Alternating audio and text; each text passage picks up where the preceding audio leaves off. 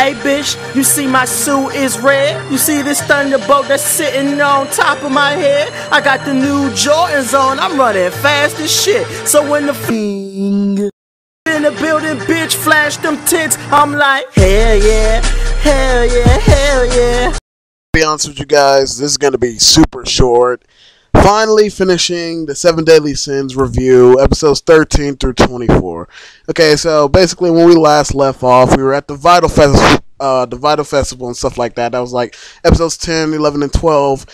And basically nothing really happened. Nothing really happened after that. Look, this second half of this series was, let's just say it's not bad. It's just not very good either, especially around the ending. But I guess we can get to that. I guess we should introduce the characters that we did get to meet. Characters like King Arthur, Merlin, Gunther. Yeah, we got to be introduced to them. King Arthur's the King Camelot, Merlin's the sin of gluttony, and Gunther's the sin of lust. Yeah, so we got to meet them. I mean, other than Gunther, there wasn't really anything developed about Merlin. She's kind of the ex machina character. She's only there to help them, essentially, when they need it. King Arthur's plot in this isn't really anything big. He just basically comes over, ends up helping out in the end. You know, there's nothing really special about him to really go there. I mean, Gunther, though, he did get bumped up. Yeah, he's husband, though, to me. So he basically got bumped up to being my favorite male character out of the 7 Deadly Sins, and my second favorite character out of the entire series and the entire cast that was there. But yeah, so after the Vital Festival, we don't really get anything new. It's just basically we find out a little bit more about Meliodas' demon, and that's it, and that is into the big plot of the series, which is basically how Hendrickson, this evil, I forget what he is. Is he a Grandmaster or whatever? No, I think, I can't remember his name right now. Duffus or something. God, why can I not remember his name? But yeah, I think he's the only Grandmaster. I think Hendrickson is something. I forget what maybe? Who knows? Anyway, it doesn't really matter. So yeah, the whole plot about him wanting to bring back the demon race. Look, I know I'm sighing a lot and, you know, just kind of a little bit bored with it because I'm practically done with this series at this point. If there's season 2, I'll check it out, but I'm not sure that I'm even going to have the same amount of interest. It's not that it was bad. Like I said, episodes 13 through 18 were actually pretty good. The fight scenes that came along were great. I mean, the Sins really got their asses handed to them by the Holy Knights, but you know, the fighting was still great.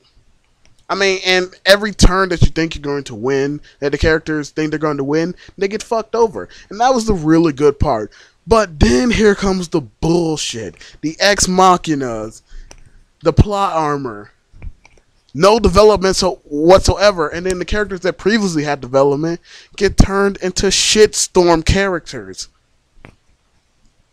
Like, come on. Like, Bond and them, and here's your spoiler warning right now. Bond's character development goes down the hill once he turns into basically this kind of anti-villain bad guy. You know, we don't know if he's a bad guy or he's a good guy. All just because of a dead girl. He was a total bitch, by the way. I mean, look, I like Elaine as much as him and King do, but come on, she's not worth all the bullshit that he does for the rest of this series. And then at the end, even though everybody's getting a happy ending and stuff like that, he's still an asshole, and not the good kind either. So he really did lose his touch around the end there. I mean, and the new characters that were introduced, like Jericho's brother, what a waste, man. What a waste. I'm just saying, if her whole motivation was to finally be stronger than him, he didn't live up to anything worth being stronger than. I'm just be honest. He got introduced at the last bit. We didn't know anything about him, just that he was Jericho's brother. He gets his ass handed to him. I mean, he does like one cool thing, but then the rest of it's just flop. I mean, believe it or not, there was some actual good stuff about it. I feel like I'm talking. I know it seems like I'm talking about the bad, but there was some good about it. Like the actions and the action and the visuals, and some of the dialogue was really okay. And I guess the character designs for a lot of the characters that we did get introduced to around the end there were, not so bad. I mean, we get to meet Gilly's little brother. I mean, they really try. I wish they would have kept with that, trying to show us like kind of both sides of this. But then they just screw it all up at the end because basically everybody becomes friends. Sure, it's all to stop one big bad, but they could have became allies way earlier because we've been yelling at it. We've been yelling it to them the whole time. The 7 deadly sins aren't the monsters. They're the good guys. How many times you had to get beat over the head? How many times you got to see them do heroic shit before you realize it? Let me just, because, like I said, 13 through 18, even though a lot of stuff I said does take place during those bit of episodes, they are actually the ones that, keep the good shit. I mean, there was a big backstory between King, Helbram, and Diane, but I don't really care about that. Let's get to like the last bulk, 19 through 24, because that's when shit just goes sideways. So they're basically fighting the big bag. They're basically fighting Henderson. Pretty much, at first it's kind of conflicting, but then everybody joins up and they're like, yeah, we got to get this guy. He's a douchebag. He's trying to bring back the demon race. And we see what happens because, the whole everybody who took the demon blood is now becoming full demons. So, first of all, we got to stop that, and, then we got to stop this guy from creating more and unleashing this powerful race who's killing the town and destroying everything, blah, blah, blah. I mean, at every turn, they get their asses handed to them. It's like, are they going to win or are they not going to win? We don't know, and every time they get stronger, at least I like that about it, but it was just kind of out of nowhere. Did they get stronger and they do something, but then get their asses kicked again? It just felt like the story was going nowhere and you just wanted a reason to continue and continue and continue with whatever you had left. It's just like the writer said, okay, we wrote all this good shit and we got kind of lazy here and there, but now we're just done, so might as well just throw in something. And fucking Elizabeth. I finally found it, guys. A girl that no matter how hot she is, will kill your boner. I've never met a girl like that. There's been some girls like her, the super annoying ones, or like the super bitchy ones, the ones that you are designed to hate. But, with their looks, it always gives you that boner. Like, you could not like them, but they will not turn off your boner if they were to, flash you their goods. But Elizabeth, no. That's right, guys. From this day forward, I'm done with all sexual stuff. By the way, thanks to her. I'm done with all of it. She's killed my passion forever. So thank you, Elizabeth. Thank you for freeing me. This bitch is just beyond the most despicable, annoying character I've ever seen in an anime. I've seen a lot of annoying characters, but she is by far the worst. Cryy, moody, whiny. There's nothing about her that's strong. There's nothing about her that's confident. There's nothing about her that's brave. Even throughout those moments where she's supposed to be like, yeah, I got some courage or whatever. I mean, hell, at the fucking end, she gets the pseudo biggest power that any character in any type of fiction can have. And that's the power of plot convenience mixed in with a little sprinkle of OP-ness mixed in with a little bit of plot armor. So where basically she can heal anybody as long as they're not completely dead. So basically all the main characters are safe. She just keeps healing their wounds even though they get their asses kicked over and over again. But the thing is, she's so stupid she doesn't even realize that while she's doing the power that is her power. She literally sees all the light around her. It's all there. I mean, that's all I'm basically saying. It's all there. And she's like, what? Me? Power? What?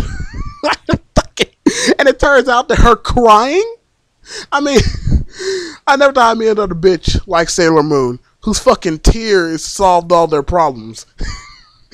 That's how Veronica is still alive, because she cried over her and healed her. That's how the doctor way back in, I think like episode 3, 4, whenever it is way back like in the beginning, got healed too. That's the same way Meliodas got healed after taking all that poison. It's because Elizabeth fucking cried over them. So there was really no reason for Merlin to, heal her father because, she could have just magically did it with her tears. I finally thought she was going to become strong when she got her OP power. It was actually doing some damage, but no. I've never seen somebody with an OP power just seem so fucking useless and pointless. It was despicable. I hate her. I fucking hate Dreyfus. That's his name. Yes. Well, it doesn't really matter. It was either him or Griamore, really, but yeah, he dies thanks to Henderson. I mean, I guess it ties up loose ends because he was kind of a douche. So much wasted potential with that character. I mean, even though he had a lot of sins, he was just a real douchebag, just like Henderson. So when he died, I didn't really care. But guess what? He died in service to Elizabeth. Yay, saving her after she stupidly sacrificed herself doing all the dumb shit that she didn't need to do in order to somehow save the day, which it didn't really need to be saved because before Henderson became full power demon, Milionis and them were still handling themselves against him pretty well. So, yeah, that. Anyway, it all ends with everybody getting a happy ending. Everyone, I mean, I guess I forgot to mention that Hawk does die, but, he comes back at the end there, too. So, like I said, everybody gets a happy ending. Everybody gets the lovers that they wanted, like Jericho and Bond. I honestly did see that, did see that ship coming, but I didn't want to say anything about it. Let's see who else. Oh, Diane and King. I mean, even though, thanks to the backstory, we find out that King was the one who erased Diane's memories.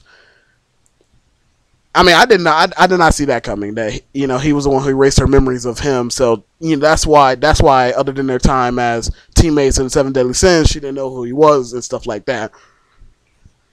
But in the end, she actually starts to come around a little bit. I mean, I personally believe that she was kind of fucking with him the entire time, just like she knew that he liked her and stuff, and she was just kind of fucking with him, like But at the end there, she's like, you know what? I'm give Doggy a bone. I'm stop messing with him. Go on a date with him. Yeah, fuck it. But yeah, Bond and Jericho, even though they don't get together, she totally likes him. And I actually am praying that they do get together so he can finally stop doing stupid shit over Elaine. I'm fucking done with Elaine too. But yeah, real one that came out left field, but not in a bad way. It actually was pretty hilarious, and totally caught me by surprise. At the point where I didn't think the series can surprise me or anything else, was the relationship that developed between Gother and Gilly. Yeah. Her explanation to this is, her explanation to this is, because, Jericho's like, how were you able to keep your demon powers and stuff like that? Ask her a simple question. And I thought she was going to say, like, oh, Gother healed me and kept me intact from turning into a demon like you. So, that since my powers weren't drained since I never turned into a full demon and then, the demon got killed, my powers would be taken away. Now, since none of that ever happened, I got to keep my new powers. But no. She says her explanation for it is simply love. Her love for Gother and his love for her. So yep. It's just that motherfucker had the audacity to wave and smile when she was waving at him.